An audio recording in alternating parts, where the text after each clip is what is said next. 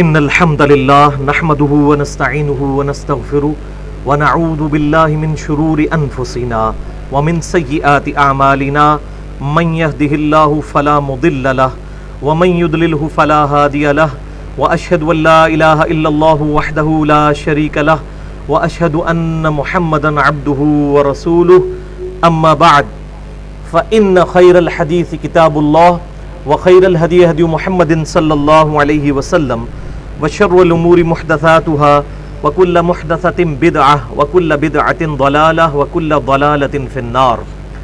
أعوذ بالله السميع العليم من الشيطان الرجيم من همزه ونفخه ونفثه. بسم الله الرحمن الرحيم. رب اشرح لي صدري ويسر لي أمري واحلل عقدة من لساني يفقهوا قولي. بسم الله الرحمن الرحيم. إن الله وملائكته يصلون على النبي يا أيها الذين آمنوا صلوا عليه وسلموا تسليما.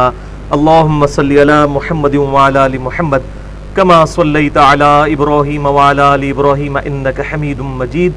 اللهم بارك على محمد وعلى آل محمد كما باركت على إبراهيم وعلى آل إبراهيم إنك حميد مجيد. الحمدللہ آج 23 اور 24 شوال المکرم 1434 ہجری کی درمیانی رات 31 اگست 2013 اور ہفتے کا دن ہے.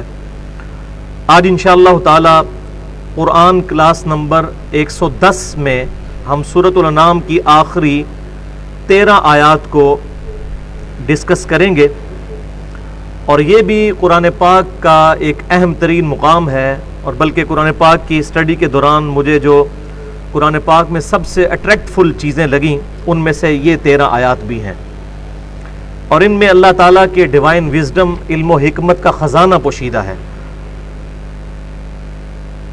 تو ہماری آج کی گفتگو ہماری ویب سائٹ اہلسنتپاک.com پر مسئلہ نمبر 78 کے نام سے اپلوڈ ہوگی، ہمارے یوٹیوب کے چینل 720085 کے تھرو. اور اس مسئلہ نمبر 78 کا عنوان ہے صراط مستقیم اور قبر کے 4 سوالات. 3 نہیں، 4 سوالات. عوام میں 3 مشہور ہیں، حالانکہ انہی احادیث میں ایک چوتھا سوال بھی ہے جو سب سے اہم ترین ہے ہماری ہدایت کے لیے صراط مستقیم کے حوالے سے. اسی لیے میں نے اس ٹاپک کا نام رکھا ہے صراط مستقیم اور قبر کے 4 سوالات. سورۃ الانعام آیت نمبر 153 سے لے کر 165 تک، یعنی اس سورت کے آخر تک 13 آیات. اور یہ جو 78 کی نسبت اس حوالے سے بھی ہے کہ سورۃ الحج کی آیت نمبر 78 آخری آیت ہے. بسم اللہ الرحمن الرحیم. ملت ابیکم ابراہیم ہوا سماکم المسلمین من قبل وفی ھذا. پیروی کرو اپنے باپ ابراہیم علیہ السلام کے دین کی کہ جنہوں نے اس قرآن کے نزول سے بہت پہلے تمہارا نام مسلم رکھ دیا تھا.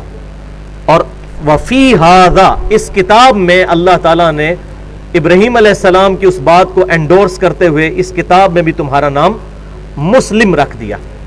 تو صراط مستقیم پر وہی ہوگا جو کہ مسلم ہوگا، فرقہ واریت کی لعنت سے دور. آج انشاءاللہ اس ٹاپک پہ بھی اس میں آیات آ جائیں گی.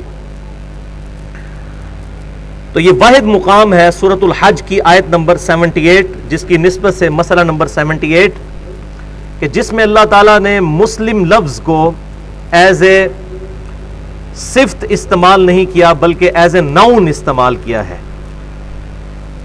نام کے طور پر. باقی جگہوں پر جہاں بھی ذکر آیا عموماً وہ اپنے اصطلاحی معنوں میں آتا ہے، بلکہ لغت کے معنوں میں آتا ہے. یہاں پر اصطلاحی معنوں میں آیا.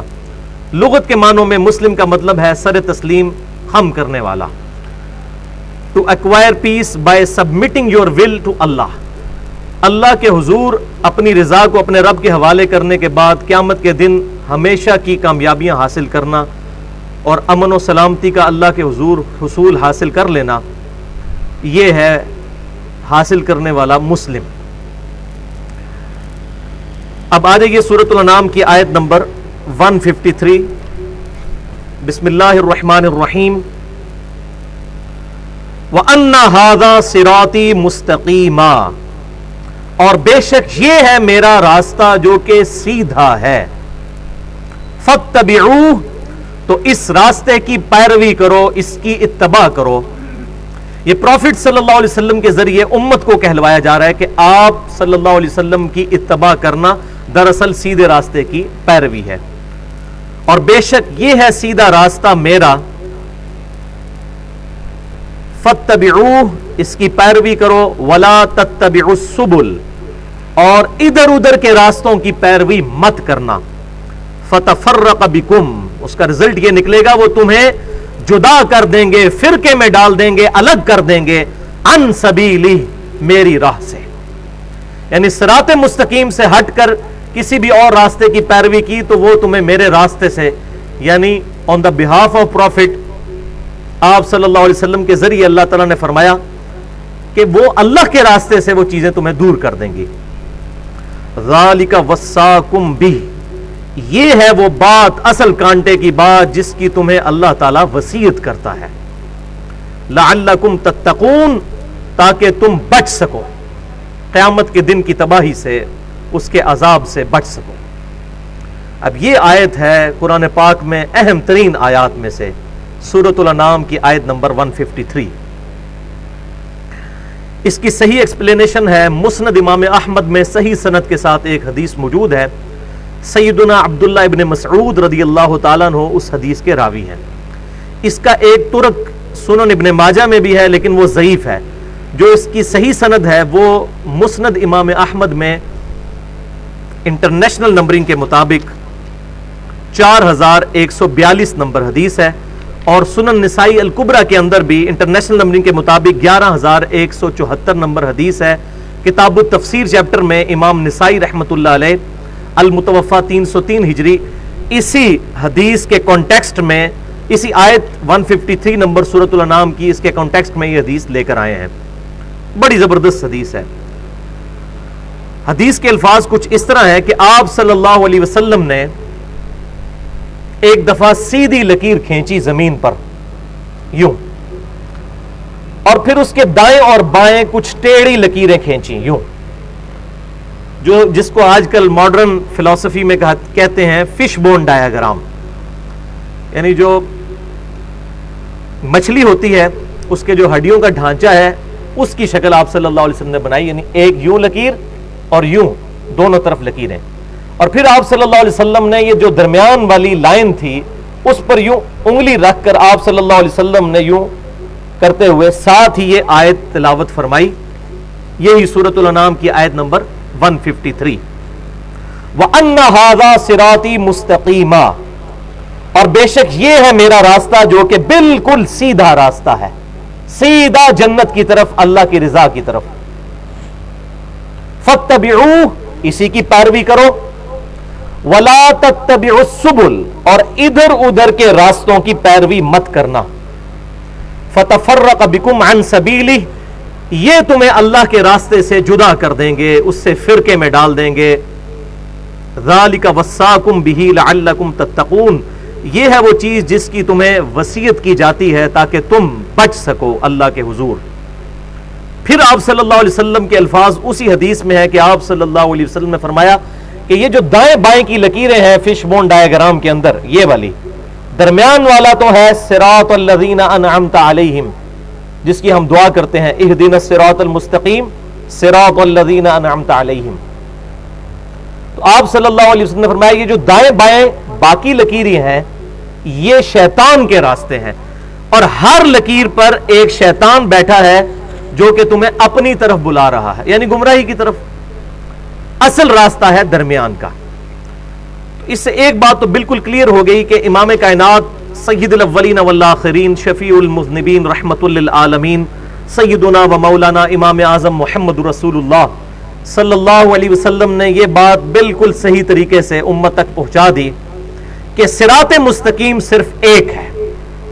یہ جو عوام میں مشہور ہے نا کہ جتنے بھی راستے ہیں یہ اللہ ہی کی طرف جاتے ہیں، چاہے کسی بھی بزرگ کے پیچھے لگ جاؤ، کسی بھی سلسلے کے پیچھے لگ جاؤ، کسی بھی امام کے پیچھے لگ جاؤ، یہ سارے کے سارے راستے ایک ہی جگہ جا رہے ہیں، تو یہ بات بالکل غلط ہے۔ سیدھا راستہ ایک ہی ہے، وہ آپ صلی اللہ علیہ وسلم کا مبارک راستہ ہے۔ آپ صلی اللہ علیہ وسلم کے اس راستے سے ہٹ کر جتنے بھی راستے بنائے گئے کسی امام نے نہیں بنائے وہ راستے، اماموں کے نام پر غلط راستے ڈیوائز کیے گئے، جیسا کہ عیسیٰ ابن مریم علیہ السلام کے نام پر کرسچینٹی بنائی گئی، حالانکہ عیسیٰ علیہ السلام وجیہن فی الدنیا والآخرہ ہیں، ان کا کوئی قصور نہیں ہے اگر 1.75 billion Christians on the face of ارتھ،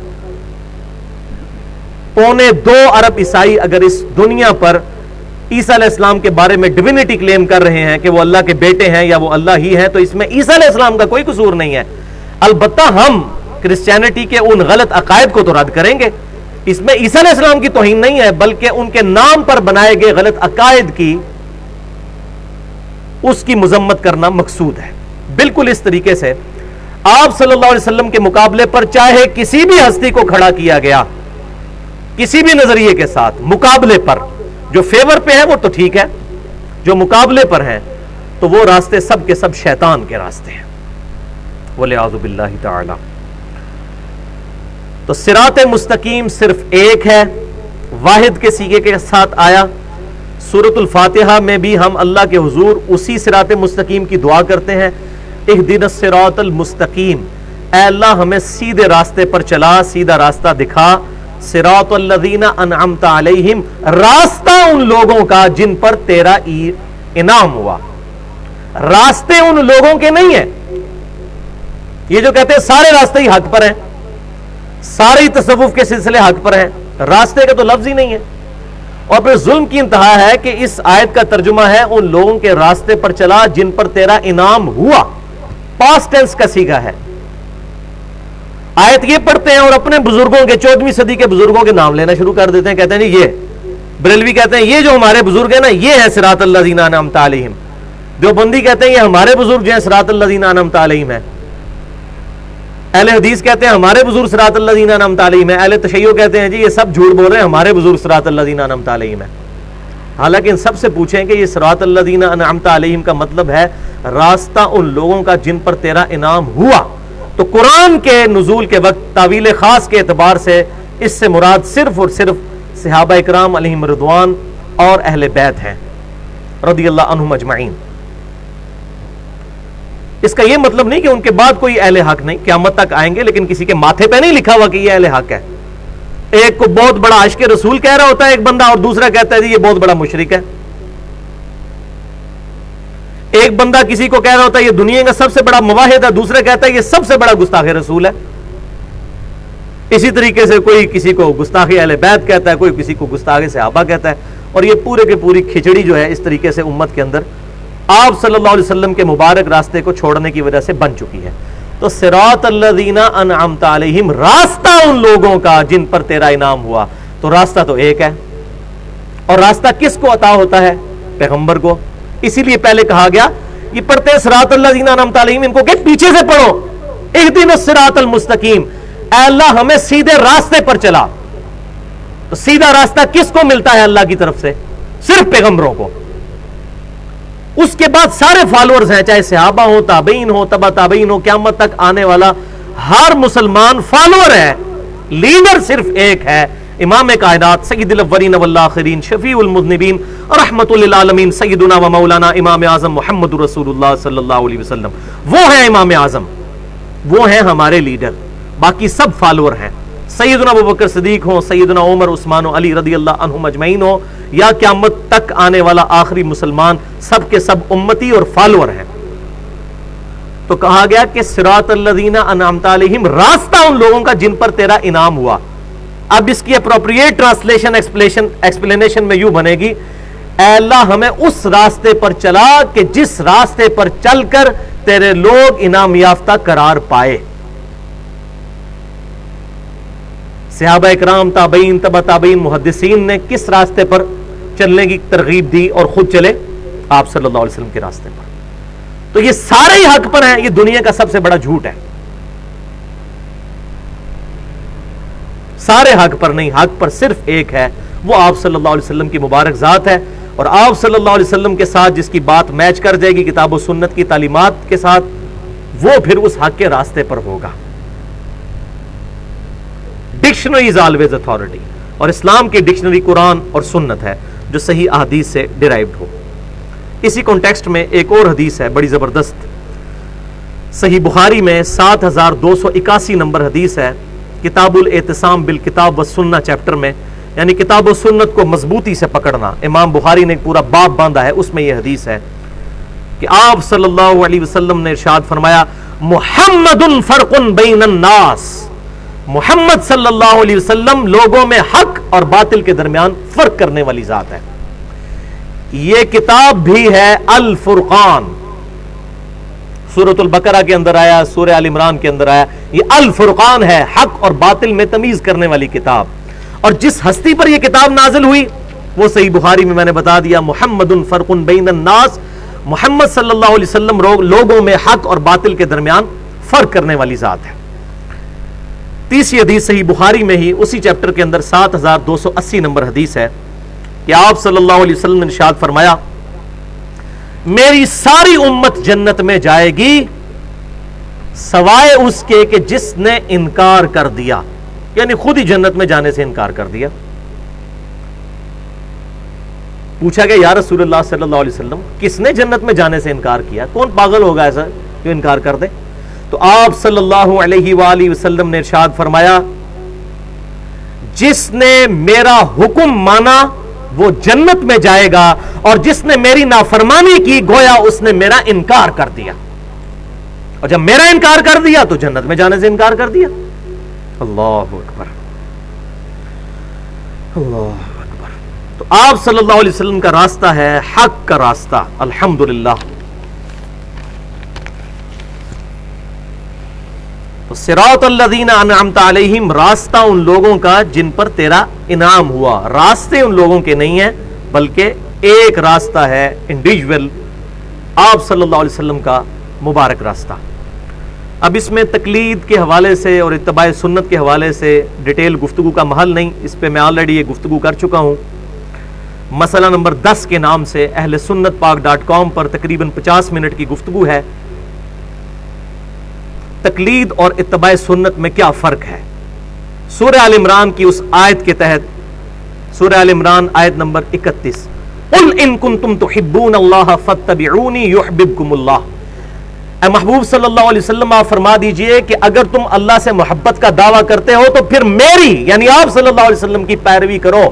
یہاں بھی آیا نا فَاتَّبِعُوهُ، وہاں بھی آیا فَاتَّبِعُونِي، پھر میری پیروی کرو، پھر اللہ تم سے محبت کرے گا اور تمہارے گناہوں کو معاف کر دے گا۔ اس آیت کے کانٹیکسٹ میں میں نے وہ گفتگو ریکارڈ کروائی تھی۔ اور دوسرا لیکچر ہے مسئلہ نمبر 11، تقلید اور مسلمانوں کے پہلے 300 سال کے بزرگان دین، ہمارے اصل اسلاف پہلے 300 سال کے، جو بخاری اور مسلم کی متفقون علیہ حدیث ہے، سب سے بہتر زمانہ میرا، پھر ان کا جو میرے صحابہ ہیں، پھر ان کا جو ان کو دیکھیں، پھر ان کا جو ان کو دیکھیں، یعنی صحابہ تابعین تبع تابعین، یہ 300 سال کا زمانہ۔ یہ مبارک دور کے ہمارے مسلمانوں کے اسلاف کیا تھے، تقلید اور پہلے 300 سال کے مسلمانوں کے اسلاف، اس میں میں نے ڈیٹیل کے ساتھ یہ چیزیں عرض کر دی ہیں۔ اب اگلی آیت کی طرف آ جائیے، ثم آتینا موسیٰ الکتاب تماما، اور پھر ہم نے عطا فرمائی موسیٰ علیہ السلام کو کتاب جو کہ پوری کرتی تھی، علی الذین احسن، نیک لوگوں کے اوپر اللہ کی نعمت تمام کرنے والی وہ کتاب تھی، وتفصیلا لکل شیء، اور وہ ہر شے کی تفصیل تھی، یعنی بنی اسرائیل کے لیے اللہ تعالیٰ نے اس میں احکامات ارشاد فرما دیے تھے، اسی کی کنٹینیوشن قرآن پاک بھی ہے، اور خصوصاً وہ 10 کمانڈمنٹس جو مسئلہ نمبر 77 کے نام سے 1 گھنٹے کی گفتگو اپلوڈ ہے اہل سنت پاک.com پر، وہ 10 کمانڈمنٹس جو تورات میں بھی تھی، انجیل میں بھی، اور قرآن پاک میں سورہ بنی اسرائیل کی آیت نمبر 23 سے لے کر 39 تک 17 آیات کے اندر، وَهُدًى وَرَحْمَةً، اور وہ یہ کتاب جو تھی تورات ہدایت بھی تھی اور رحمت بھی، لَعَلَّهُمْ بِلِقَاءِ رَبِّهِمْ يُؤْمِنُونَ، تاکہ وہ لوگ جو اپنے رب کی ملاقات پر یقین رکھتے ہیں وہ اس پر ایمان لے کر آئیں۔ وَهَذَا كِتَابٌ أَنزَلْنَاهُ مُبَارَكٌ، اور یہ کتاب ہے جو ہم نے نازل کی ہے تم پر بابرکت کتاب، اللہ اکبر، فَاتَّبِعُوهُ، تو اس کتاب کی پیروی کرو، اللہ تعالیٰ نہ ہمارے سامنے ہے اور نہ ہی اللہ کے محبوب صلی اللہ علیہ وسلم ہمارے سامنے اس وقت موجود ہے. ایز اے انسٹیٹیوشن ہے اللہ اور اس کے محبوب صلی اللہ علیہ وسلم, اور وہ انسٹیٹیوشن جو ہے وہ بیس کر رہا ہے کتاب و سنت کے اوپر. تو اللہ تعالیٰ نے فرما دیا اس کتاب کی پیروی کرو, واتقوا, اور اللہ سے تقوی اختیار کرو, لعلکم ترحمون, تاکہ تم پر رحم کیا جائے. تو کتاب کی پیروی کے اندر ہے بھائیو ہدایت. اب اس آیت پر بھی بولا جائے تو 1 گھنٹہ بلکہ 2 گھنٹے الگ سے چاہیے, اس پہ میری پوری گفتگو ہے.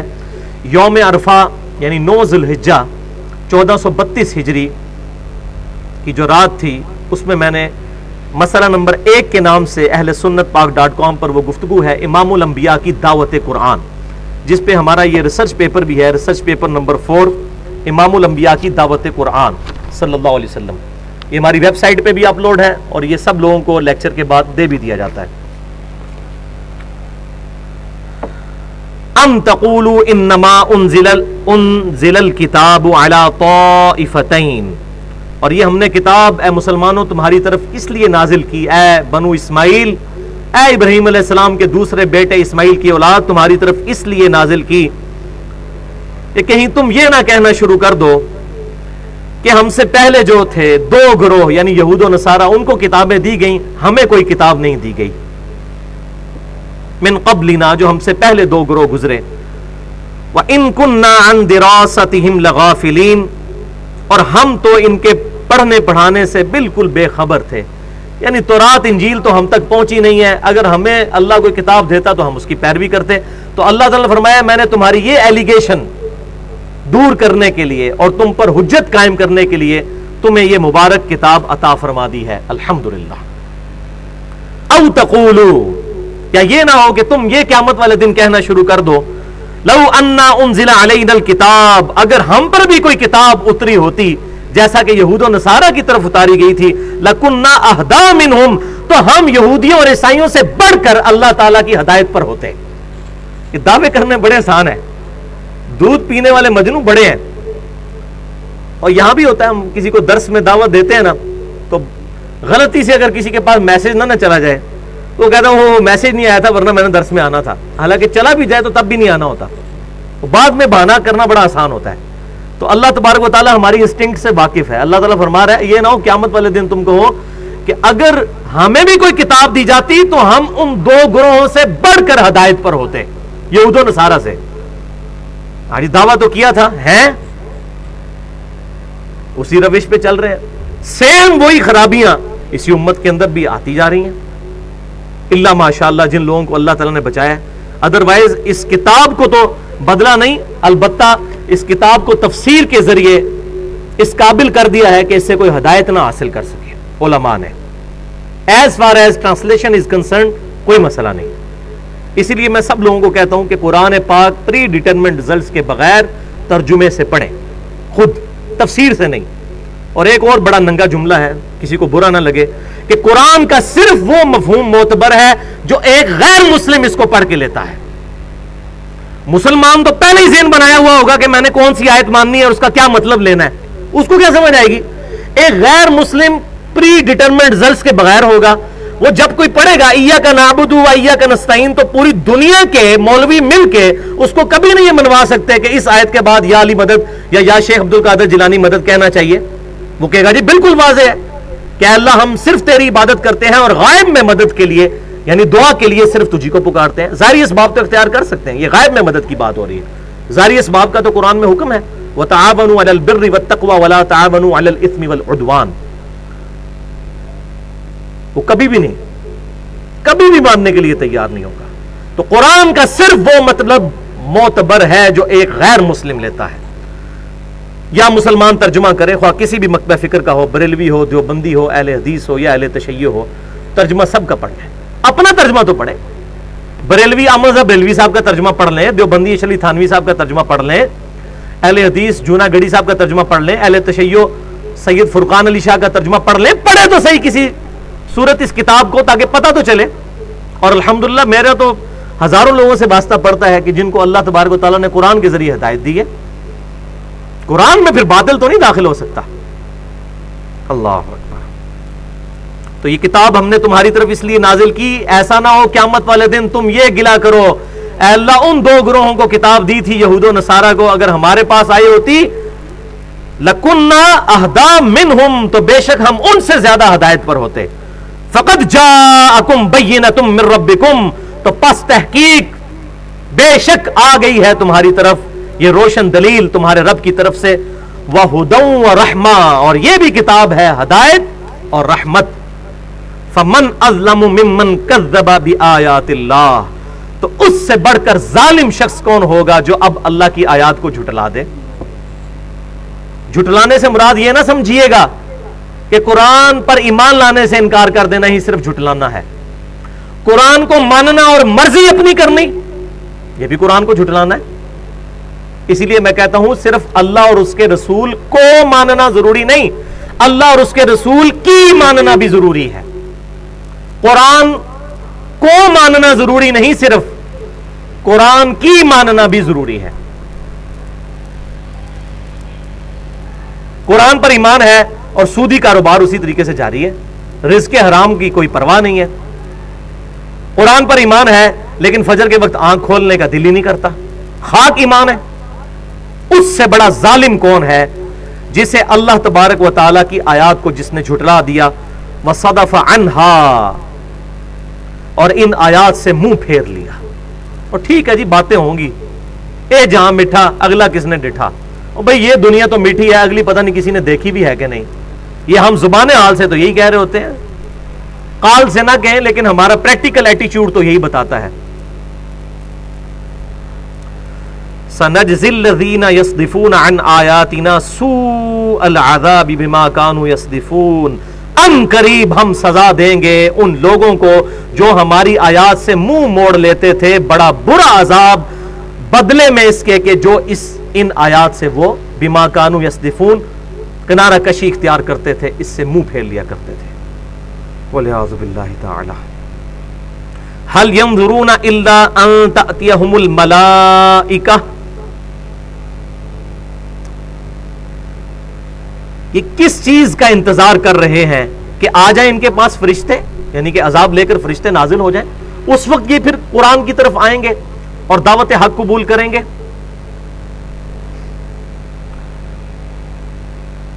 او یاتی ربک یا خود تمہارا رب ان کے پاس آ جائے. وہ رب تو آئے گا لیکن وجاء ربک والملک صفا صفا، لیکن قیامت کا دن ہوگا ہمارا رب اپنی شان کے لائق جیسا کہ اس کی شان کے لائق ہے اس کی ہم کوئی تعویل بیان نہیں کر سکتے، تفسیر نہیں، اس دنیا پر نزول فرمائے گا. سورۃ الفجر کے اندر آیت ہے وجاء ربک والملک صفا صفا، اور تمہارا رب اور فرشتے قطار در قطار اس دنیا پر اتریں گے. تو اللہ تعالیٰ فرما رہا ہے یہ اس دن کا انتظار کر رہے ہیں. قیامت کے دن توبہ کی تو کیا، دیکھ کر مانا تو کیا مانا. او یاتی بعض آیات ربک یا تمہارے رب کی طرف سے کوئی بہت بڑی نشانی آ جائے عذاب کی شکل میں، پھر یہ ایمان لے کر آئیں گے. یوم یاتی بعض آیات ربک،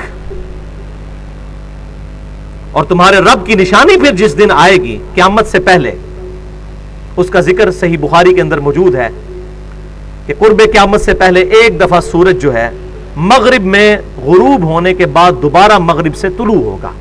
اور آپ صلی اللہ علیہ وسلم نے فرمایا جب وہ سورج طلوع ہو جائے گا مغرب سے، اس کے بعد کسی کی توبہ قبول نہیں ہوگی. وہ اتنی بڑی نشانی ظاہر ہو جائے گی اللہ کی.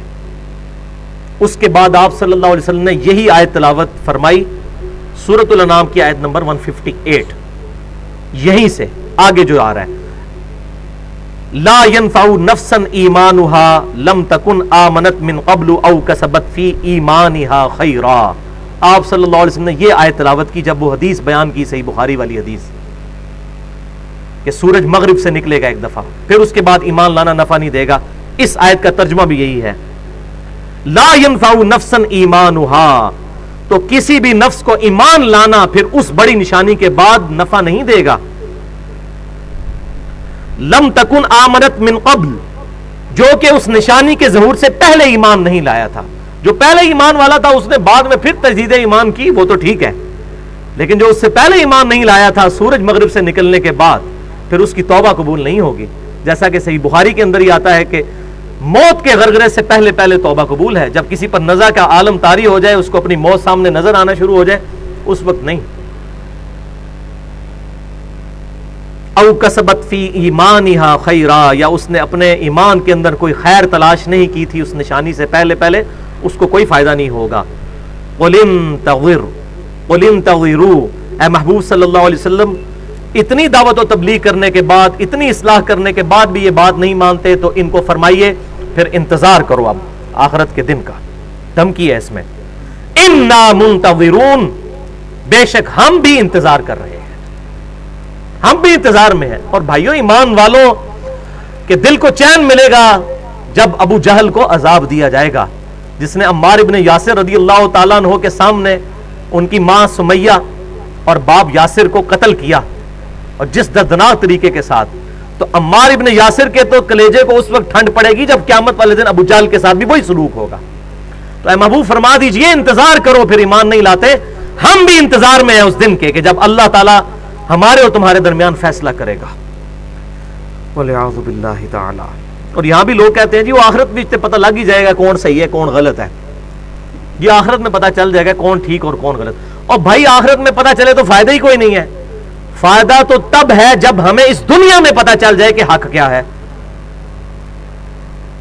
آخرت میں پتہ بھی چل گیا تو واپس تو دنیا میں آ نہیں سکتے. لہذا اس دنیا میں ایفرٹ کر کے حق کو تلاش کرنے کی کوشش کرنی ہے. اور اس کائنات کا سب سے بڑا حق یہ اللہ کی کتاب ہے. سورہ بنی اسرائیل, وَبِالْحَقِّ أَنزَلْنَاهُ وَبِالْحَقِّ نَزَلَ, اس کتاب کو ہم نے حق کے ساتھ نازل کیا اور یہ حق کے ساتھ اتری. حق کی اپروپریٹ ٹرانسلیشن ہے انگلش میں پرپزفل, با مقصد کتاب ہے یہ. اور مقصد کیا ہے؟ انسانیت کی ہدایت, کہ تمہیں اپنے رب کے حضور پیش ہونا ہے, اپنے اعمال کا بدلہ ملنا ہے. اچھے اعمال کا بدلہ عذاب کی شکل میں, برے اعمال کا بدلہ عذاب کی شکل میں, اور اچھے اعمال کا بدلہ جنت کی شکل میں. اللہ اکبر. اب اگلی آیت بھی قرآن پاک کی سخت ترین آیات میں سے, بلکہ ٹاپ آف دا لسٹ یہ سخت ترین آیت ہے. سورۃ الانعام کی آیت نمبر 159 جو ہم نے منہج پہ بھی لکھی ہوئی ہے. بسم اللہ الرحمن الرحیم.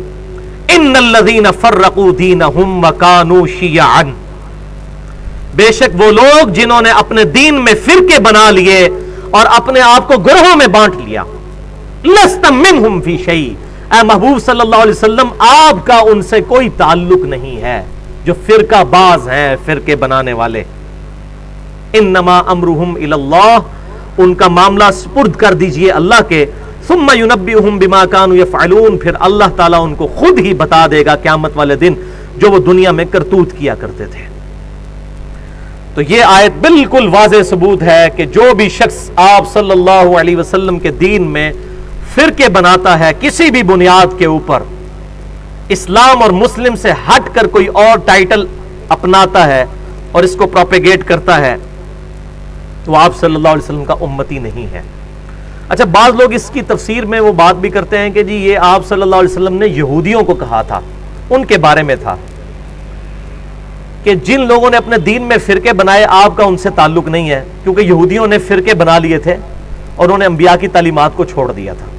تو بھائی مجھے بتائیں کہ یہودیوں نے اگر اپنے انبیاء کی تعلیمات کو چھوڑ دیا تو ان سے رسول اللہ کا تعلق کوئی نہیں ہے, اور جن مسلمانوں نے اپنے نبی کی تعلیم کو چھوڑ دیا ان کے ساتھ تعلق ہے. یہ قوم خواہ اس طرح کی مثال بیان کرتے ہیں. یہ بالکل اسی طریقے سے ہے, میں اگر کہوں کہ چونا سفید ہوتا ہے دودھ کی طرح, تو کوئی کہ یہ چونے کو آپ سفید کہہ رہے ہیں, دودھ نہیں سفید ہوتا. دودھ کی مثال دی ہی اس لیے دی جا رہی ہے تاکہ چونے کی سمجھ آ جائے. تو اگر یہ یہودیوں کی طرف بھی اشارہ ہو کہ بے شک وہ لوگ جنہوں نے اپنے دین میں فرقے بنائے, اے نبی آپ سے کوئی تعلق نہیں, تو کیا آپ صلی اللہ علیہ وسلم کی امت کو فرقے بنانے کی اجازت ہے؟ وَلِعَوْذُ بِاللَّهِ تَعَالَى. کیسے اجازت ہو سکتی ہے؟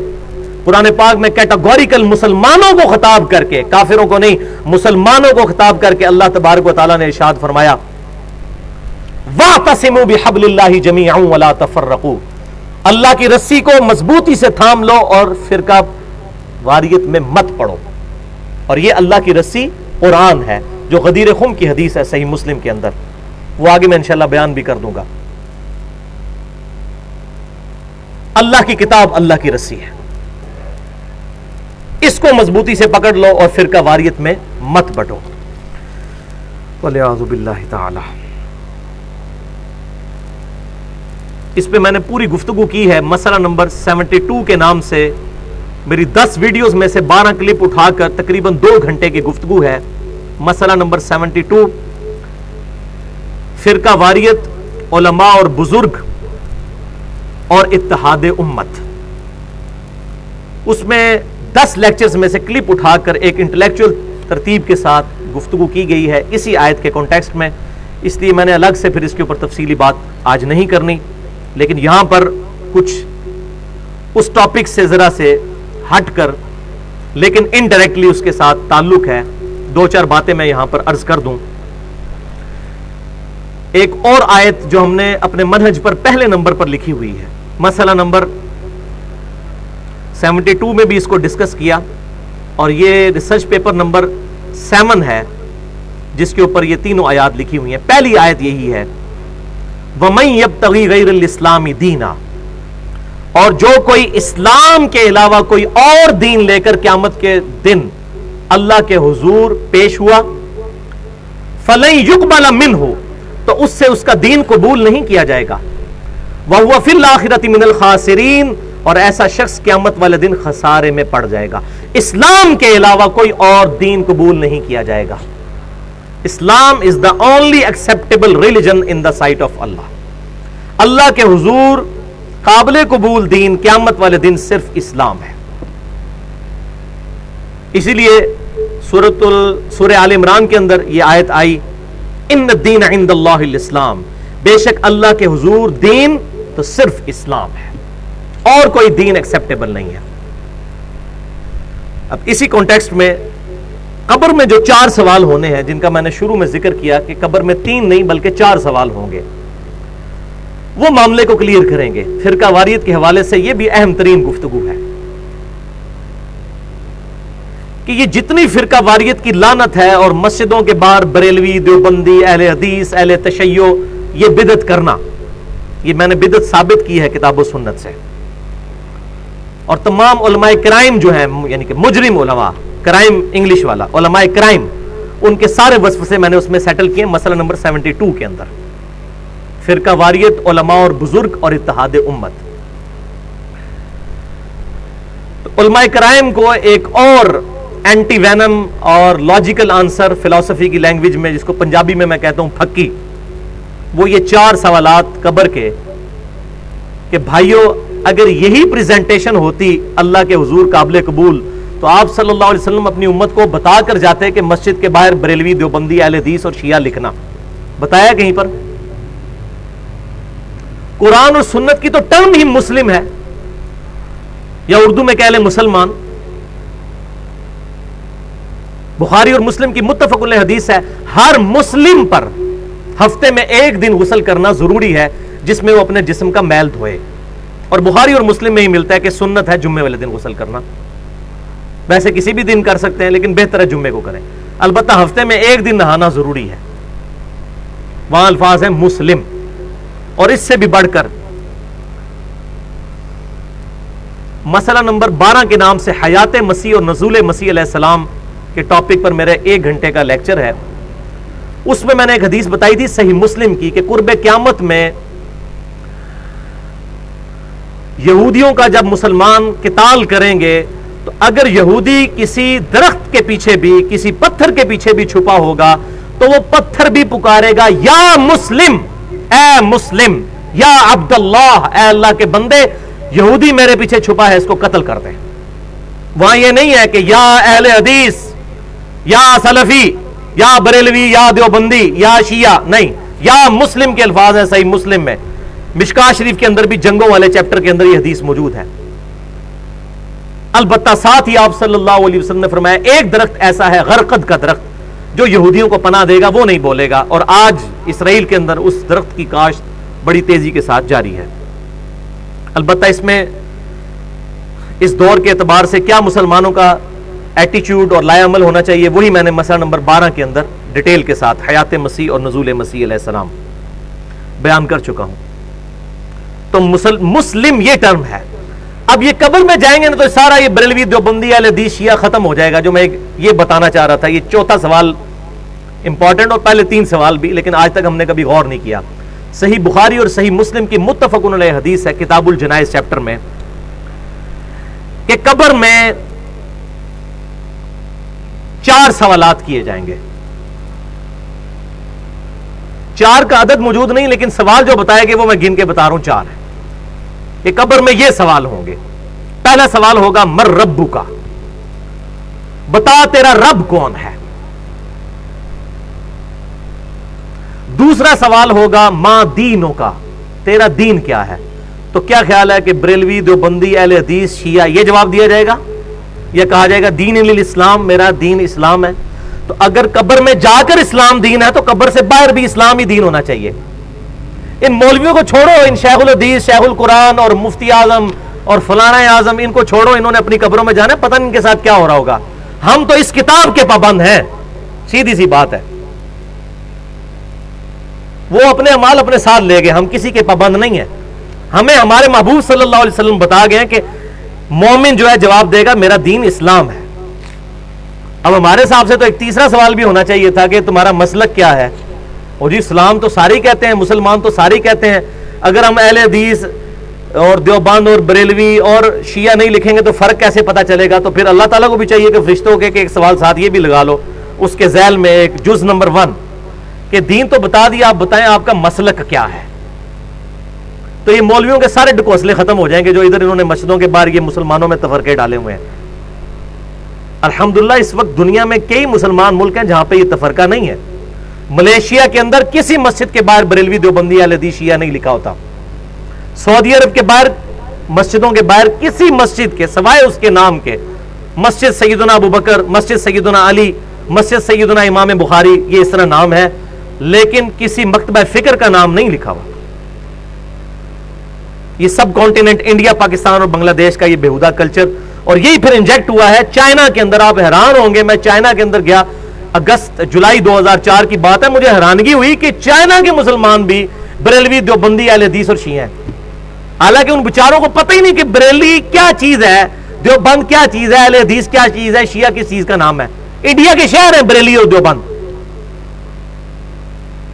تو اس سے مجھے اندازہ ہوا کہ جتنی بیماری انڈیا پاکستان کے اندر ہے یہ پھر ایکسپورٹ ہو جاتی ہے دنیا کے باقی مسلمان ملکوں کے اندر. اس اعتبار سے یہ واقعی گمراہی کا قلعہ ہے ہمارا ملک بنا ہوا اس وقت. کہ جتنی گمراہی ہیں یہی باہر جاتی ہیں, ایکسپورٹ ہوتی ہیں. اچھی چیز تو بڑی مشکل سے, اب شکر ہے حق کی آواز یوٹیوب کے ذریعے پہنچنا شروع ہوئی ہے, ورنہ چینلز پہ تو کوئی بات ہی نہیں ہمارے جیسے لوگوں کو کرنے دیتا. اللہ اکبر. تیسرا سوال ہوگا ما کنت تقول فی حق ھذا الرجل, اس مرد کے بارے میں تو دنیا میں کیا کہا کرتا تھا, کیا عقیدہ تھا. یعنی نبی صلی اللہ علیہ وسلم کے بارے میں سوال ہوگا. ترمذی کے الفاظ ہیں من نبیوں کا, تیرا نبی کون ہے. تو دونوں سوال ٹھیک ہیں. اس میں جو کہتے ہیں کہ قبر میں نبی صلی اللہ علیہ وسلم آ جائیں گے, ایسی بات نہیں ہے, کیونکہ مسند امام احمد میں ایک حدیث موجود ہے. وہ شخص پھر پوچھے گا کہ آپ کس مرد کے بارے میں مجھ سے پوچھ رہے ہیں.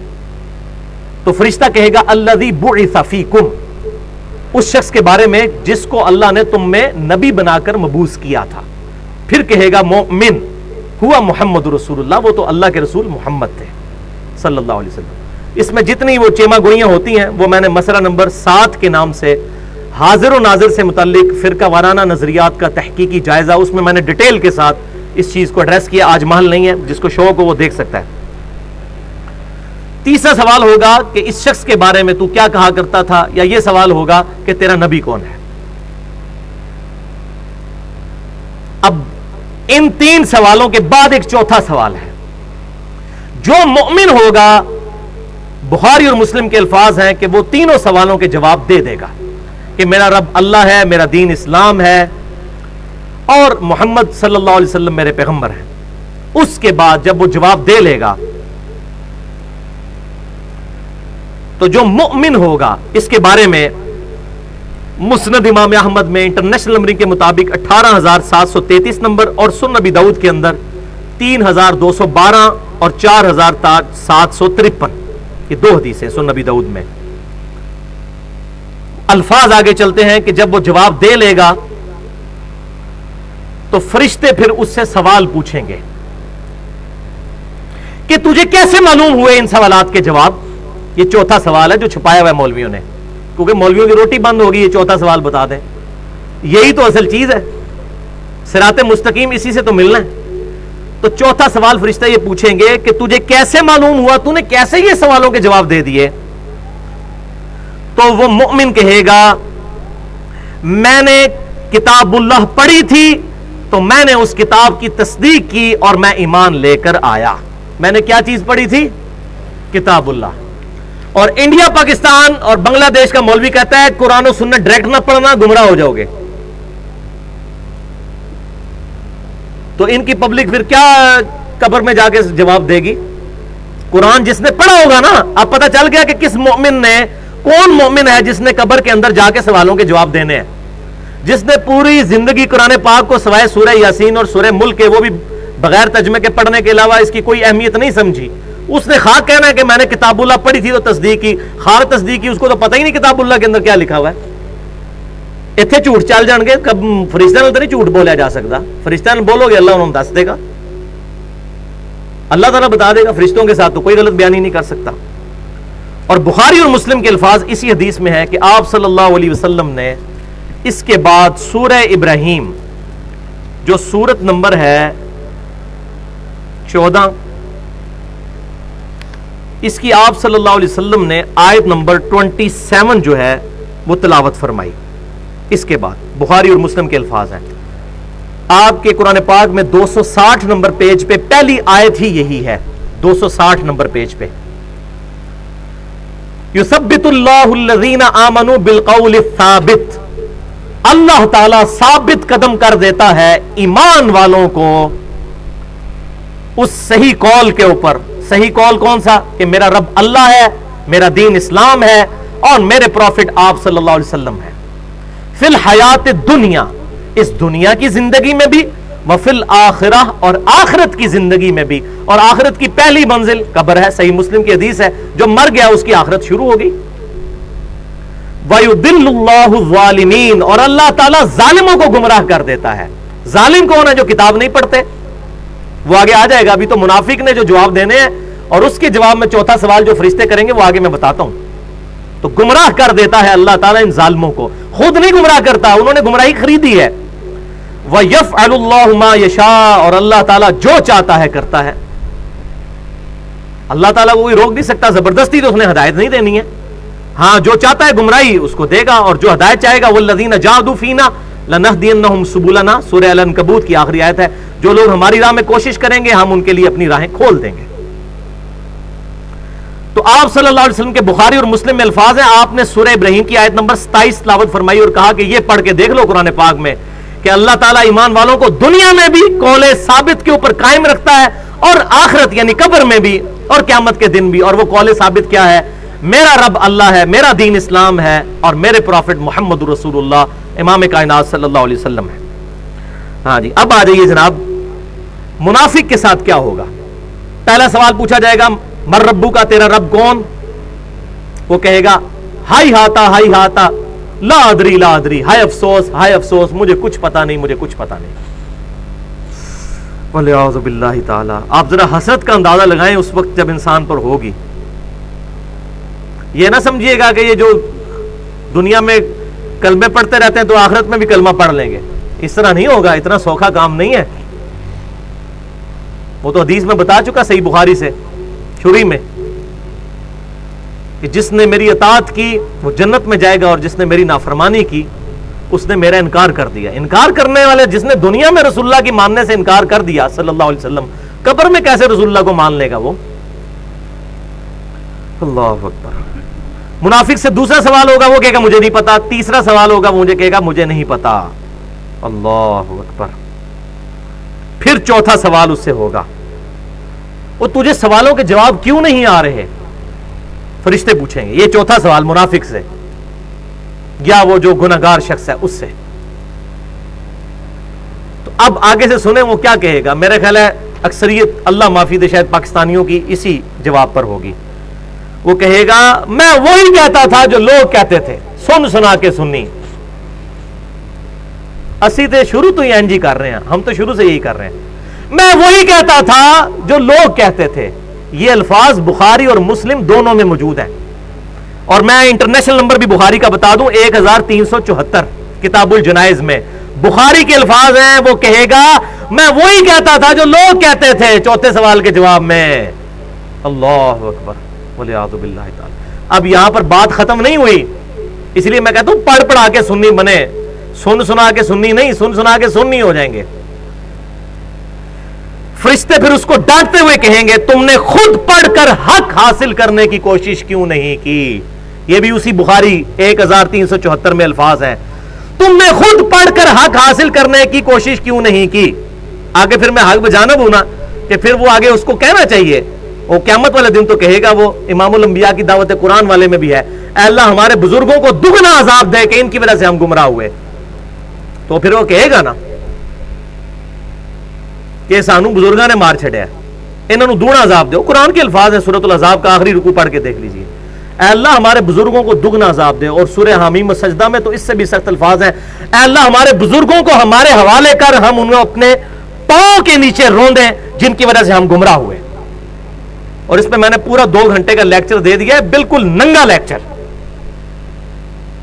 بزرگوں کی اندھا دھند پیروی کا انجام اور اس کا علاج، مسئلہ نمبر 71A کے نام سے. اس میں ہی میں نے ساری آیات بتائی ہیں کہ قرآن پاک میں آخرت کی ناکامی کی سب سے بڑی وجہ بغیر تحقیق کے بزرگوں کو فالو کرنا ہے. اپنے ایک قادیانی اگر قادیانی بزرگوں سے ہی مسئلے پوچھے گا اس کو ختم نبوت کہاں سے سمجھ آئے گی. اسی طریقے سے باقی مکتبہ فکر کے لوگ بھی اگر اپنے اپنے بابوں کے پیچھے چلیں گے، خود نہیں پڑھیں گے. اب یہ اس کو پھر آگے کہنا چاہیے کہ جی یہ تو علماء کا کام ہے پڑھنا، جس طرح کہ ہمارے مولویوں نے پٹی پڑھا دی ہے، جی علماء کا کام ہے پڑھنا. فرشتے کہیں گے تو نے خود پڑھ کر کیوں نہیں حق حاصل کرنے کی کوشش کی. آلے بھی مسئلہ ختم نہیں ہوا. اس کے بعد الفاظ ہیں اسی حدیث کے صحیح بخاری کے کہ پھر فرشتے اس کے سر میں مہمان نوازی کے طور پر ہتھوڑا ماریں گے، وہ بالکل زمین کے برابر ہو جائے گا. اور بخاری کے الفاظ ہیں کہ اس کی آواز، اس کی چیخنے کی آواز اور ہتھوڑے کی آواز زمین و آسمان کی تمام مخلوقات سنیں گی سوائے جنوں اور انسانوں کے، کیونکہ وہ شریعت کے مکلف ہیں، وہ نہیں آواز سن سکتے. اگر وہ سن لے تو یہ سارے بندے کے پتر نہ بن جائیں. روزانہ اگر ہتھوڑوں کی آوازیں آ رہی ہوں، یہاں دفنا کے آئیں اور جنازے اس کے قبرستان کے گیٹ پہ پہنچے اور دھڑل کی آواز آئے پیچھے اس قبر میں سے، تو پتہ چلے اتنے بڑے داڑھی والے بزرگ تھے اور تسبیحوں والے اور پگڑیوں والے اور شلوار ان کی جو گھٹنوں تک پہنچی ہوتی تھی، اتنے بڑی جماعت کے امیر بھی تھے اور یہ تھوڑا پڑ گئے ان کو. تو پھر سارے میری بات کہہ رہے ہوتے ہیں یار بزرگ پرستی چھوڑو. لیکن اگر یہی بات ہوگی تو کیسے دیکھ کر مانا تو کیا مانا؟ ان الذین یخشون ربهم بالغیب لهم مغفرۃ واجر کبیر. بے شک وہ لوگ جو کہ بغیر دیکھے اپنے رب سے ڈرتے ہیں ان کے لیے ہے مغفرت اور اجر عظیم. دیکھ کر تو ساروں نے مان لینا ہے. اور صحیح مسلم میں الفاظ ہیں، آپ صلی اللہ علیہ وسلم نے فرمایا کہ میں نے اپنے رب سے خواہش کی اس بات کی، لیکن میں پھر پیچھے ہٹ گیا. میں نے ارادہ کیا کہ میں اللہ سے دعا کروں اور اللہ تعالیٰ تمہیں عذاب قبر سنوا دے، لیکن مجھے ڈر ہوا کہ اگر تم نے عذاب قبر سن لیا تم اپنے مردوں کو دفنانا ہی چھوڑ دو گے. یہ صحیح مسلم کی حدیث ہے. ابھی عذاب قبر کا ٹاپک نہیں، ورنہ اس پہ تو کسی کو شوق ہو تو مشکات المصابیح کی پہلی جلد میں ہی عذاب قبر سے ریلیٹڈ بخاری اور مسلم، اس کے علاوہ بھی تقریباً 11 مزید کتابوں سے، کتب ستہ اور باقی کتابوں سے احادیث موجود ہیں، وہ پڑھ سکتے ہیں. اب یہاں پر ہی یہ منافق کے کانٹیکسٹ میں وہ آیت پھر کیوں نہ پڑھ دوں. یہ آیت نکال لیجئے، سورہ طٰہٰ آیت نمبر 123. سورہ طٰہٰ آیت نمبر 123. اب جب مومن کا ذکر ہوا تو سورہ ابراہیم پڑھی، اب یہ آیت وہ تو آپ صلی اللہ علیہ وسلم نے پڑھی تھی اور یہاں پر میں یہ آیت پڑھتا ہوں. 123 نمبر آیت ہے، پیج نمبر 321 پارہ نمبر 16 میں، یہ بلو والے قرآن پاک میں. سورہ طٰہٰ سورت نمبر 20 اور آیت نمبر 123. آدم علیہ السلام اور شیطان کا جو قصہ ہے اس کا ذکر ہو رہا ہے. قَالَ اهْبِطَا مِنْهَا جَمِيعًا. پھر ہم نے آدم علیہ السلام اور ان کے ذریعے پوری انسانیت کو خطاب کیا کہ اب اس جنت سے نیچے اتر جاؤ. بَعْضُكُمْ لِبَعْضٍ عَدُوٌّ. تم میں سے بعض کے دشمن ہوں گے. فَإِمَّا يَأْتِيَنَّكُمْ مِنِّي هُدًى. تو پس جب کبھی بھی تمہارے پاس میری طرف سے کوئی ہدایت کی کتاب آئے گی، اے انسانوں سن لو. آدم علیہ السلام اور ان کی اولاد کو اتارتے وقت اللہ تعالیٰ نے کہا اب دنیا میں اتر جاؤ اور جب کبھی ہدایت کی کوئی کتاب آئے گی، فمن اتبع ہدایا، تو جو کوئی پھر اس ہدایت کی کتاب کی پیروی کرے گا، فلا یضل ولا یشقا، تو نہ تو وہ گمراہ ہوگا اور نہ بدقسمت ہوگا۔ یہ اگلے الفاظ بھی ذرا سن لیں۔ اسی لیے میں کہتا ہوں اس آیت نے مسئلہ تقدیر حل کر دیا ہے۔ جو لوگ کہتے ہیں جی اللہ تعالیٰ چاہتا تو ہمیں ہدایت دے دیتا، اللہ تو چاہتا ہے، اللہ نے تو ہدایت دی ہوئی ہے، اور یہ اللہ کی توفیق تو اللہ نے دی ہوئی ہے۔ توفیق پتہ ہے کس سے چھینی ہے؟ جو پاگل ہے اس سے توفیق چھین لی ہے۔ جس کی عقل کام کرتی ہے اس کو توفیق ملی ہوئی ہے۔ آج تک کبھی ہمارے آباء و اجداد میں بھی کوئی واقعہ رپورٹ ہوا ہے کہ کوئی بندہ نماز پڑھنے کے لیے مسجد میں جائے اور شیطان ٹینجیبل فزیکل فارم میں سامنے آ جائے کہ میں تنوں آج مسجد ہی نہیں بڑھن دینا، میں تجھے آج مسجد میں داخل نہیں ہونے دوں گا؟ کبھی نہیں ایسا ہوا۔ شیطان کا کوئی زور ایسا نہیں ہے، صرف دعوت دیتا ہے۔ بلکہ سورہ ابراہیم میں ہی آتا ہے شیطان پھر آخرت میں جھگڑے گا اس انسان کے ساتھ، جب انسان تہمت لگائے گا کہ مجھے شیطان نے گمراہ کیا۔ شیطان کہے گا میں نے کہاں سے گمراہ کیا، میں نے صرف دعوت دی تھی، میرا زور تو تیرے پہ کوئی نہیں تھا۔ واقعی کبھی زور نہیں ہے۔ آج گورنمنٹ آف پاکستان اناؤنسمنٹ کرے کہ فجر کی نماز جو تکبیر اولیٰ سے پڑھے گا اس کو 5000 روپیہ فی نماز دیا جائے گا، شیطان سارے دنیا کے اکٹھے ہو جائیں، شیطان کا باپ بھی آ جائے، کسی کو مسجد میں جانے سے نہیں روک سکے گا، یہ سارے شیطان ختم ہو جائیں گے خود بخود۔ تو ہم اندر کی ہماری اپنی ول ہوتی ہے، ہماری اپنی خواہشی نہیں ہوتی۔ تو اللہ تعالیٰ فرما دیا جو ہدایت کی کتاب کی پیروی کرے گا نہ تو گمراہ ہوگا اور نہ بدقسمت ہوگا۔ اس سے یہ پتا چل گیا کہ جو خود قرآن کو نہیں پڑھتا اس نے بدقسمتی خود کمائی ہے، نہ کہ وہ اللہ تعالیٰ نے اس کو بدقسمت ڈکلیئر کیا ہے۔ ولا یشقا، شکی نہیں ہوگا وہ۔ شقی کہتے ہیں عربی میں بدقسمت کو، سعید کہتے ہیں خوش قسمت کو۔ تو مسئلہ تقدیر بھی الحمدللہ اس حوالے سے حل ہو گیا۔ اللہ اکبر۔ اب اگلی آیت سورۃ الانعام کی آیت نمبر 160، من جاء بالحسنۃ فلہ عشر امثالھا، جو کوئی اللہ کے حضور ایک نیکی لے کر آئے گا اللہ تعالیٰ اس کو 10 نیکیاں دے گا اس کی مثل۔ سبحان اللہ۔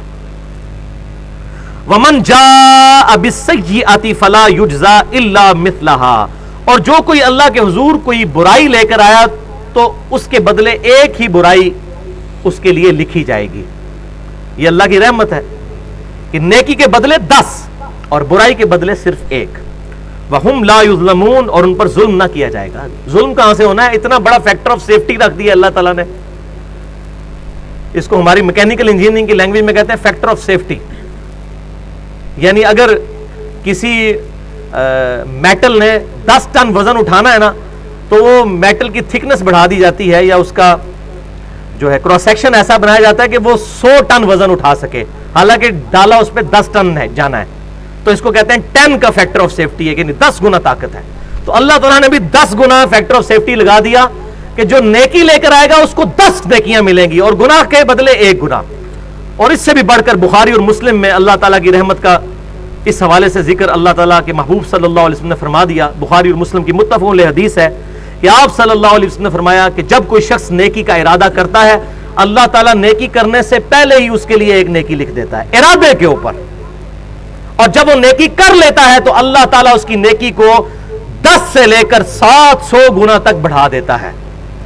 اور اس کا ذکر بھی اللہ تعالیٰ نے سورۃ البقرہ میں فرما دیا ہے کہ 700 گنا تک بھی ہم کسی کی نیکیاں بڑھا دیتے ہیں الحمدللہ۔ اور اسی بخاری اور مسلم کی حدیث میں جب کوئی گناہ کا ارادہ کرتا ہے تو اس کا گناہ لکھا نہیں جاتا، اور اگر وہ اس کو عملی جامہ نہیں پہناتا، پریکٹیکلی وہ گناہ نہیں کرتا اور گناہ سے پیچھے ہٹ جاتا ہے ارادہ کرنے کے بعد، تو اللہ تعالیٰ ایک نیکی اس کے لیے لکھ دیتا ہے کہ اس نے ارادہ کیا تھا لیکن کیا کوئی نہیں، نیکی کے بغیر ہی نیکی لکھ دیتا ہے ارادے کو صرف چھوڑنے کی وجہ سے۔ اور اگر خدا نہ خواستہ وہ گناہ کر لے تو ایک ہی گناہ اس کے لیے لکھا جاتا ہے۔ گناہ کبیرہ اور توبہ کے اعتبار سے میری تقریباً 55 منٹ کی گفتگو ہے مسئلہ نمبر 18 کے نام سے اہل سنت پاک.com پر، گناہ کبیرہ اور توبہ کا بیان۔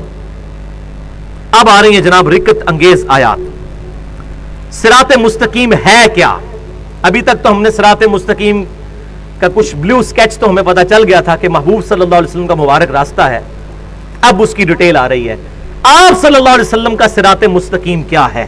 خود آپ صلی اللہ علیہ وسلم کی مبارک زبان سے کہلوایا گیا، قل اننی ہدانی ربی الی صراط مستقیم، اے محبوب صلی اللہ علیہ وسلم آپ فرما دیجئے بے شک مجھے تو میرے رب نے راستہ دکھا دیا ہے، سیدھا راستہ، صراط مستقیم، دیناً قیما ملت ابراہیم حنیفہ، یہ دین ہے بالکل قائم سیدھا دین جو کہ قائم ہے ابراہیم علیہ السلام کی ملت پر، جو کہ حنیفہ تھے، سب سے ٹوٹ کر ایک رب کے ہو جانے والے۔ یہ امام ابو حنیفہ رحمۃ اللہ علیہ والا حنیفہ نہیں ہے، اس میں ہے آتی ہے، یہ الف والا حنیفہ ہے، سب سے ٹوٹ کر ایک اللہ کا ہو جانے والا۔ وَاذْكُرِ اسْمَ رَبِّكَ وَتَبَتَّلْ إِلَيْهِ تَبْتِيلًا، جو سورہ المزمل میں آتا ہے کہ اپنے رب کا ذکر کرو اور سب سے ٹوٹ کر ایک رب کے ہو جاؤ۔ وَمَا كَانَ مِنَ الْمُشْرِكِينَ، اور اس ابراہیم علیہ السلام کے دین کی سب سے بڑی نشانی یہ ہے ابراہیم علیہ السلام مشرک نہیں تھے۔ جس دین میں توحید ہے وہ ہے اصل میں سیدھا راستہ، صراط مستقیم۔ Shirk is the most sensitive issue in the sight of Allah, Allah کے حضور سب سے زیادہ حساس معاملہ ہے شرک کا، اسی لیے کیٹاگوریکل مینشن ہے قرآن پاک میں سورہ نساء کے اندر 2 دفعہ، آیت نمبر 48 اور 116، بسم اللہ الرحمن الرحیم، ان اللہ لا یغفر ان یشرک بہ ویغفر ما دون ذلک لمن یشاء، بے شک اللہ تعالیٰ اس گناہ کو کبھی معاف نہیں کرے گا کہ کوئی شخص دنیا سے اس حال میں گیا کہ اللہ کے حضور پیش ہوا کہ وہ شرک کے ساتھ تھا، اس کے علاوہ جتنے گناہ ہیں معاف کر دے گا جس کے لیے چاہے گا، وہ بھی اوپن لائسنس نہیں لیکن امید ہے۔ وَمَن يُشْرِكْ بِاللَّهِ فَقَدْ ضَلَّ ضَلَالًا بَعِيدًا، اور جو کوئی اللہ کے ساتھ شرک کرے وہ گمراہ ہوا اور گمراہی میں بھی دور جا پڑا۔ دنیا میں شرک معاف ہو جائے گا، سورۃ الفرقان کی آخری رکوع میں آتا ہے کہ جو دنیا میں شرک سے توبہ کر لے اللہ اس کی برائیوں کو بھی نیکیوں سے بدل دے گا، لیکن آخرت میں نہیں۔ اور پھر سورۃ المائدہ میں اس کا کلائمیکس ہے، انہ من یشرک باللہ فقد حرم اللہ علیہ الجنہ ومأواہ النار وما للظالمین من انصار، بے شک جو کوئی اللہ کے ساتھ شرک کرے گا اللہ نے اس پر جنت حرام کر دی ہے، اس کا ٹھکانہ دوزخ ہے اور وہاں اس کا کوئی مددگار نہیں ہوگا۔ حتیٰ کہ امام کائنات صلی اللہ علیہ وسلم کی حدیث ہے، بخاری اور مسلم کی متفقن علیہ حدیث، کہ اللہ تعالیٰ نے ہر نبی کو ایک دعا دی تھی، مقبول دعا جو اس نبی نے اس دنیا میں کر لی، اور میں نے اپنی دعا اپنی امت کے لیے چھپا کر رکھی ہے، قیامت کے دن کے لیے میری دعا سے میرے ہر امتی کو نفع پہنچے گا سوائے اس شخص کے جس نے دنیا میں کسی قسم کا شرک کیا ہوا، مشرک کی شفاعت نہیں ہوگی۔ اور پھر سورہ زمر کے اندر تو اتنے سخت الفاظ ہیں آپ صلی اللہ علیہ وسلم کے ریفرنس سے، سورہ زمر کی آیت نمبر 65 ہے، وَلَقَدْ أُوحِيَ إِلَيْكَ وَإِلَى الَّذِينَ مِنْ قَبْلِكَ، اے محبوب صلی اللہ علیہ وسلم آپ فرما دیجئے بے شک میری طرف اور مجھ سے پہلے تمام انبیاء کی طرف ایک خاص وحی ہوئی تھی، لَإِنْ أَشْرَكْتَ لَيَحْبَطَنَّ عَمَلُكَ وَلَتَكُونَنَّ مِنَ الْخَاسِرِينَ، کہ اگر تم نے شرک کیا تو تمہارے اعمال برباد کر دیے جائیں گے اور تم خسارہ پانے والوں میں سے ہو جاؤ گے، وَلِعَاذُ بِاللَّهِ تَعَالَى۔ اب توحید اور شرک کے حوالے سے میرے 2 لیکچرز ہیں، ایک مسئلہ نمبر 3 کے نام سے تقریباً پونے 2 گھنٹے کی گفتگو ہے، دعا صرف اللہ ہی سے، اس میں توحید کے حوالے سے جو اشکالات ہیں شرک کرنے والے لوگ دلاتے ہیں ان کو میں نے ایڈریس کیا ہے، اور دوسرا اسی کی ایکسٹینشن 1.5 گھنٹے کی گفتگو ہے، توسل اور وسیلہ کے صحیح احکام و مسائل، اس میں میں نے ڈیٹیل کے ساتھ اس کو ایڈریس کیا ہے۔ اور یہاں پر وہ حدیث بھی صحیح مسلم کی یاد کر لیجئے، اس پہ پورا ریسرچ پیپر بھی ہے، دعا صرف اللہ ہی سے، ریسرچ پیپر نمبر 3 اہل سنت پاک .com پر 4-5 MB کی ایک فائل ہے، وہ ڈاؤن لوڈ کر سکتے ہیں۔ بہرحال یہ بڑی رکت انگیز حدیث ہے، جامعہ ترمذی میں بھی اور صحیح مسلم میں بھی موجود ہے کہ اگر قیامت والے دن میرا بندہ زمین و آسمان بھی گناہوں کے بھر کر لے آئے اور اس نے میرے ساتھ شرک نہ کیا ہوا تو میں اس قدر مغفرت کے ساتھ اس سے ملاقات کروں گا، لیکن یہ نہ سمجھیے گا کہ اس کا مطلب جو گناہ مرضی کرتا رہے، شرک ذرہ برابر نہ اس میں ہو۔ اسی لیے ابراہیم علیہ السلام کی جب بھی تعریف ہوتی ہے ان کو اللہ تعالیٰ جتنے ٹائٹل دیتا ہے آخر میں سب سے بڑا ٹائٹل قرآن پاک میں کئی جگہ آیا، وما کان من المشرکین، ابراہیم مشرکوں میں نہیں تھے۔ کیوں؟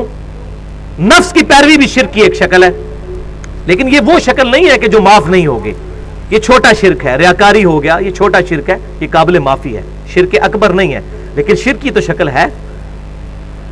افرائیت من اتخذ الہہ ہواہ، اے محبوب صلی اللہ علیہ وسلم تم نے اس شخص کو نہیں دیکھا جس نے اپنی خواہش نفس کو اپنا رب مان لیا ہے؟ ایک شخص نے گرمیوں کی فجر اپنی نیند کی وجہ سے چھوڑ دی، اس نے اپنی نیند کو پرائورٹی دی اور اللہ تعالیٰ کو اس نے بیک گراؤنڈ میں کر دیا. تو یہ بھی کسی درجے میں شرک کی ایک چھوٹی سی شاخ ہے. بلکہ دنیا میں جتنی بھی خیر ہے وہ توحید کی کوئی نہ کوئی شاخ ہے، اور دنیا میں جتنے بھی گناہ اور شر ہیں وہ شرک کا جو شجر خبیثہ ہے اس کی کوئی نہ کوئی شاخ اور پتا ہے، دنیا کے سارے گناہ. اور اگلی آیت تو بڑی رکت انگیز ہے. قل ان صلاتی و نسکی و محیای و مماتی للہ رب العالمین. اے محبوب صلی اللہ علیہ وسلم آپ فرما دیجئے بے شک میری نماز، میری قربانی، میرا جینا، میرا مرنا سب اللہ کے لیے ہے جو سارے جہانوں کا پالنے والا ہے. سب کچھ میں نے اپنے رب کے لیے وقف کر دیا ہے. اللہ اکبر. توحید کی عملی شکلیں بھی بتا دیں. بے شک میری نماز، میری قربانی، میرا جینا، میرا مرنا سب کچھ اللہ کے لیے ہے. لا شریک لا، میں اس کے ساتھ کسی کو شریک نہیں ٹھہراتا. پھر توحید کی بات دوبارہ. وَبِذَلِكَ أُمِرْتُ، اور مجھے اسی کا حکم ہوا ہے وَأَنَا أَوَّلُ الْمُسْلِمِينَ، کہ سب سے پہلا مسلم میں خود بن جاؤں، سب سے پہلے اللہ کا فرما بردار میں خود بنوں. حضور کو حکم ہوا ہے کہ آپ پہلے فرما بردار. اب یہاں کہتے ہیں جی بزرگاں دی نمازیں ہی نمازاں نے بخشے بخشائے نے مدینہ شریف نماز پڑھ دینے. اور بھائی انہاں کو پوچھو کہ بھائی نبی صلی اللہ علیہ وسلم نے کبھی مکے میں رہتے ہوئے مدینہ جا کے نماز پڑھی ہے؟ کوئی ضعیف روایتی بتا دیں، یا مدینہ شریف میں رہتے ہوئے مکے آ کے نماز پڑھی ہو. یہ بزرگ کہاں سے جا کے پڑھتے ہیں؟ بس سن سنا کے سننی ہے، پڑھ پڑھا کے نہیں ہے. تو مجھے حکم ہوا ہے کہ پہلا مسلم میں بنوں. تو یہاں پر بھی مسلم لفظ آیا، جو میں بار بار کہتا ہوں کہ ہمارا ٹائٹل ہے مسلم، جو مسئلہ نمبر 78 اب یہ انشاءاللہ ہو جائے گا. ملت ابیکم ابراہیم ہوا سماکم المسلمین من قبل وفی ھذا، سورۃ الحج آیت نمبر 78.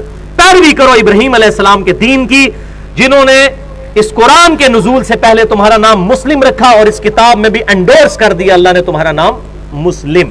اور یہاں بھی ابراہیم علیہ السلام کا ذکر آ رہا ہے کہ فرما دیجئے میں ان کے دین پر ہوں جو مسلم تھے. اس کے بعد میرا خیال ہے جس میں غیرت کی رتی بھی ہے نا وہ اپنے آپ کو فخریہ مسلم ہی کہے گا، کبھی بریلوی دیوبندی اہل حدیث یا اہل تشیع کے ٹائٹل کے ساتھ نہیں آئے گا. اور یہاں پہ یہ بات یاد رکھیں، یہ جو اہل سنت یا اصحاب الحدیث ایز اے فکر استعمال ہوا، یہ بالکل الگ چیز تھی. محدثین کے تو فرشتوں کو بھی نہیں پتا تھا کہ لوگ اس نام کو مسجد میں فرقہ واریت کی بنیاد بنا کر اس کو پیسٹ کر دیں گے اور انگریو کرا کے لکھوا دیں گے مسجدوں کے دروازوں کے باہر. ورنہ تو وہ اس وقت یہ لکھ کے جاتے کہ یہ کام نہ کرنا. البتہ انہوں نے یہ کہیں نہیں کہا کہ اہل سنت کا مطلب یہ. ہم بھی لکھتے ہیں نوجوانان اہل سنت، اور مجھے بھی لوگ کہتے ہیں میں اس لیے کرتا ہوں کہ یہ نہ لکھا ہو تو لوگ کہیں گے اس نے نیا فرقہ بنا لیا ہے. تو یہ نوجوانان اہل سنت ہے، جماعت نوجوانان اہل سنت نہیں، پارٹی نوجوانان اہل سنت نہیں، تنظیم نوجوانان اہل سنت نہیں، کوئی پارٹی نہیں، کوئی جماعت نہیں، عام نوجوان جو اہل سنت کی فکر پہ. اہل سنت کی فکر کیا ہے؟ کتاب و سنت کو فائنل اتھارٹی ماننا، اجماع کو حجت مانتے ہوئے، اور جہاں ان تینوں میں مسئلہ موجود نہ ہو، ان کے خلاف نہ ہو، تو وہاں پر اجتہاد کرنا. وہ پورا منہج یہاں پر لکھا ہوا ہے.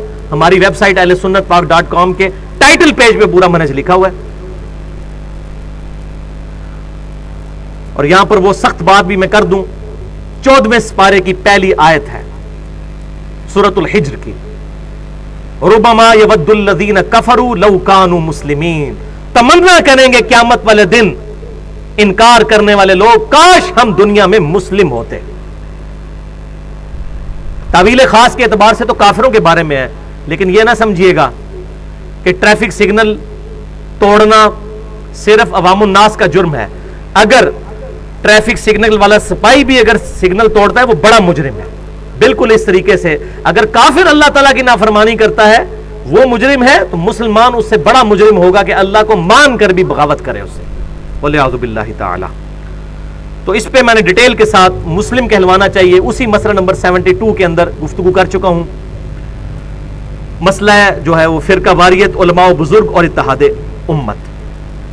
اب یہ 3-4 منٹ میں یہ اگلی 2 آیات انشاءاللہ تعالی کور ہو جائیں گی. قل اغیر اللہ ابغی ربا وہو رب کل شیء. اے محبوب صلی اللہ علیہ وسلم آپ ان سے فرما دیجئے کیا میں اللہ کے علاوہ کسی اور کو اپنا رب تلاش کروں جبکہ وہ ہر شے کا پالنے والا ہے، جو ساروں کا پالنے والا ہے. اس کو چھوڑ کر میں کسی اور کو اپنا مشکل کشا، حاجت روا اور اپنا جو ہے وہ پالنے والا مان لوں؟ اس کے ہوتے ہوئے کس کی ضرورت ہے؟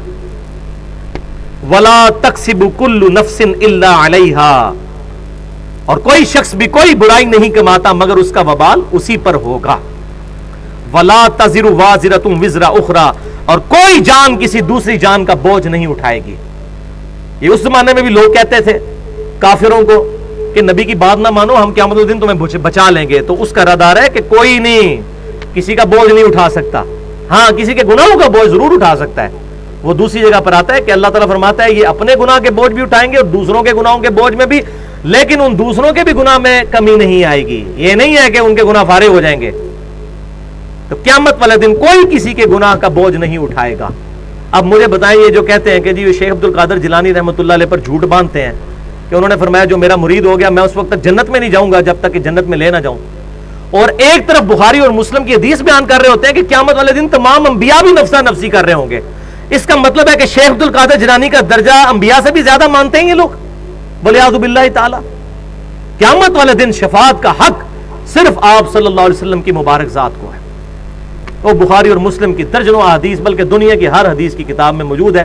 وہ مسئلہ نمبر 4 ہے شفاعت رسول صلی اللہ علیہ وسلم پر میری گفتگو اہل سنت پاک.com پر. کوئی جان کسی دوسری جان کا بوجھ نہیں اٹھائے گی. ثم الی ربکم مرجعکم, پھر تمہیں لوٹ کر تمہارے رب کے پاس ہی آنا ہے.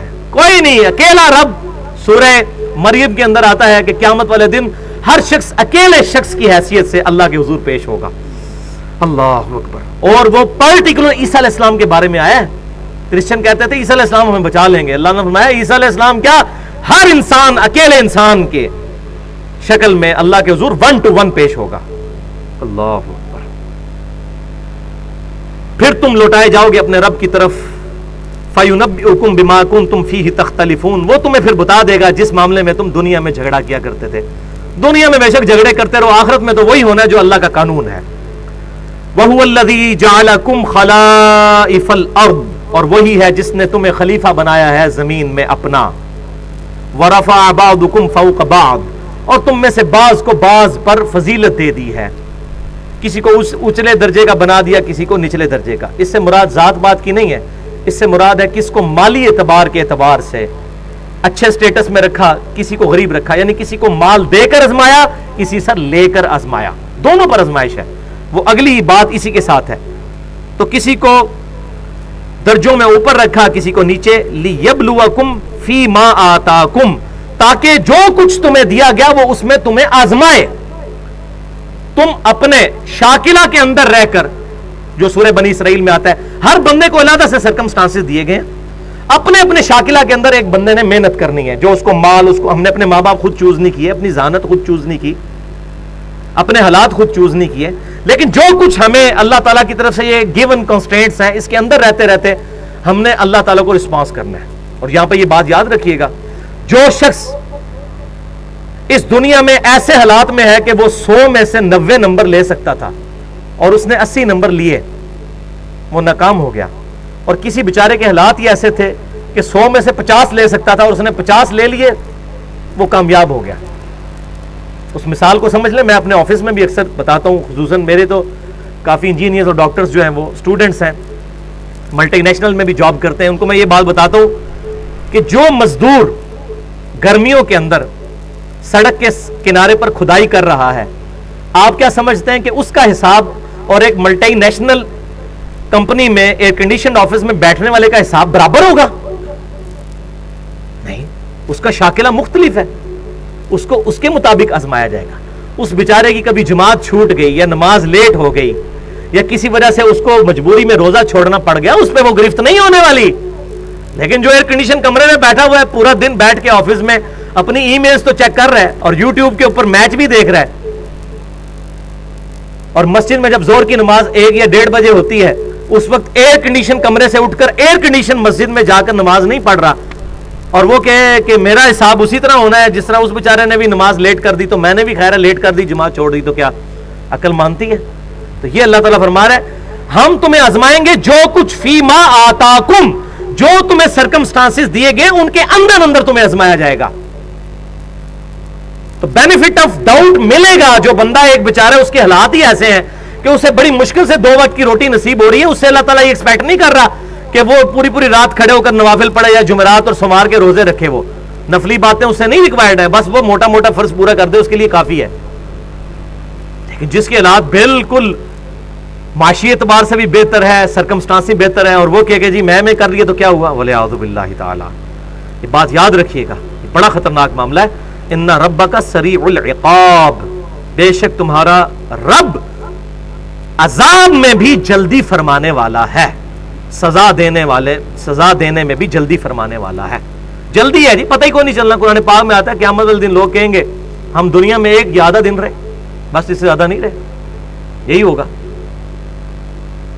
اور اس حوالے سے ایک میں آخر میں آپ کو بتاؤں، یہی سوز و گداز اور رکت پیدا کرنے والا میرا لیکچر، میں نے اپنا قبلہ جب صحیح کرنا ہوتا ہے نا تو میں اپنا ایک ہی لیکچر سینکڑوں لیکچرز میں سے سنتا ہوں، اور میں آپ کو بھی مشورہ دیتا ہوں. وہ 1.5 گھنٹے کی گفتگو ہے، مسئلہ نمبر 51 کے نام سے، رزق حرام، فتنہ مال، دنیا پرستی کا انجام اور اس کا علاج. 17 احادیث قرآن پاک سے بھی مختلف جگہ سے رکت انگیز آیات، فکر آخرت کے حوالے سے اور دنیا کو کنڈیم کرنے کے حوالے سے، تزکیہ نفس کے حوالے سے، دنیا پرستی کے انجام کے حوالے سے قرآن پاک سے تقریباً 8-9 مقامات سے آیات اور 17 احادیث، جن میں سے 15 بخاری اور مسلم سے ہیں اور ایک جامعہ ترمذی اور ایک المستدرک للحاکم سے ہے. تو وہ 17 احادیث سے میں نے آپ صلی اللہ علیہ وسلم کی وہ رکت انگیز احادیث کی روشنی میں تزکیہ نفس کے حوالے سے گفتگو کی ہے، 1.5 گھنٹے کی، مسئلہ نمبر 51 کے نام سے. وَإِنَّهُ لَغَفُورٌ رَحِيمٌ. اور یہی قرآن کی خوبصورتی ہے، اللہ تعالیٰ بیلنس فرماتا ہے، عذاب میں بھی جلدی دینے والا ہے، اور بے شک اللہ تبارک و تعالیٰ ضرور بخشنے والا اور رحم فرمانے والا ہے. سورۃ الانعام کی آیت نمبر 165 بھی مکمل ہوئی، اور الحمدللہ سورۃ الانعام بھی مکمل ہوئی. انشاءاللہ اگلے ہفتے سورۃ الاعراف سے شروع کریں گے. اللہ تعالیٰ سے دعا ہے کہ جو حق بات میں نے کہی ہمارے دلوں میں راسخ فرمائے، اور اگر جذبات میں میرے منہ سے کوئی غلط بات نکل گئی تو ہمیں ہمارے دلوں سے محو کر دے. ہمیں کتاب و سنت کی تعلیمات کو صحابہ اکرام اہل بیت عظام رضی اللہ عنہم اجمعین کی تعلیمات کے مطابق سمجھ کر دوسرے بھائیوں تک پہنچانے کی توفیق عطا فرمائے. سبحانک اللہم و بحمدک، اشہد ان لا الہ الا انت، استغفرک و اتوب الیک، وما علینا الا البلاغ المبین.